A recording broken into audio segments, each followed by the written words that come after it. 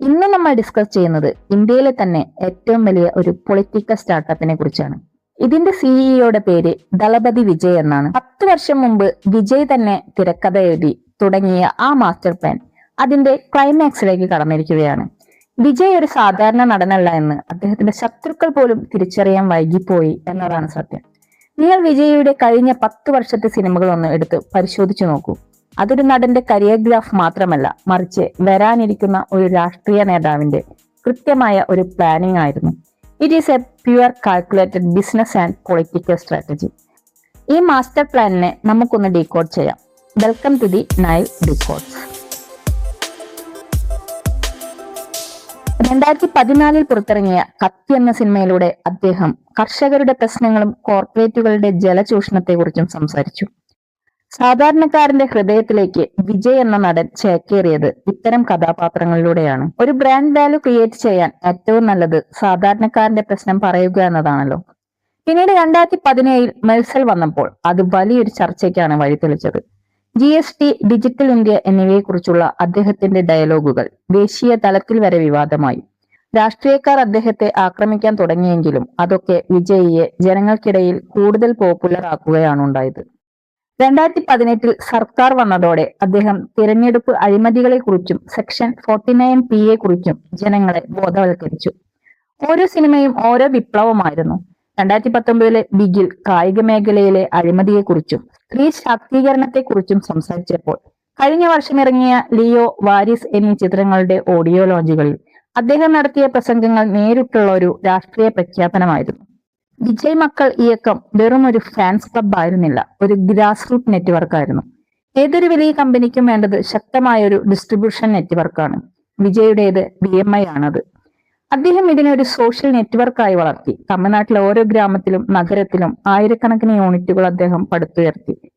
രക്തദാനം, വിദ്യാർത്ഥികൾക്കുള്ള ധനസഹായം, ദുരിതാശ്വാസ പ്രവർത്തനങ്ങൾ, പ്രാദേശിക പ്രശ്നങ്ങളിൽ ഇടപെടൽ എന്നിവയിലൂടെ ജനങ്ങൾക്കിടയിൽ ഒരു വിശ്വാസം ഉണ്ടാക്കാൻ അദ്ദേഹത്തിന് കഴിഞ്ഞു.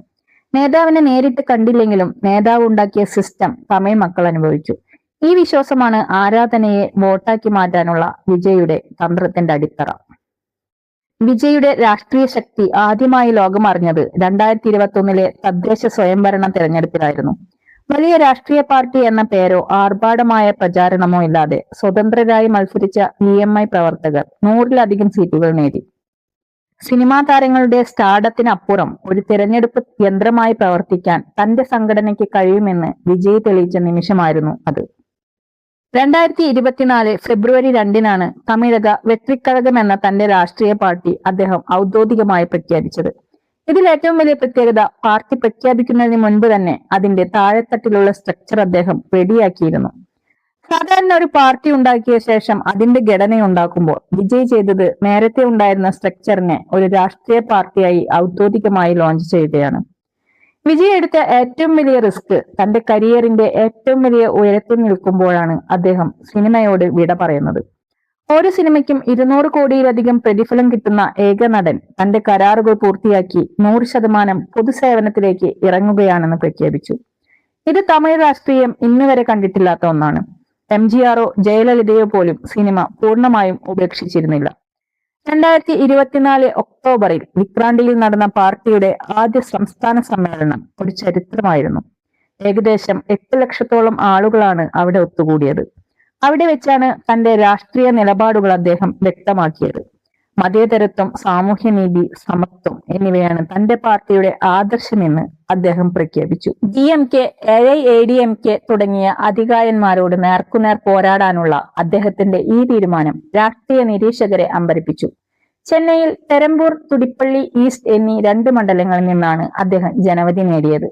യുവാക്കളുടെ തൊഴിലില്ലായ്മയും ഭരണ പരിഷ്കാരങ്ങളുമായിരുന്നു അദ്ദേഹത്തിന്റെ പ്രധാന തെരഞ്ഞെടുപ്പ് വാഗ്ദാനങ്ങൾ.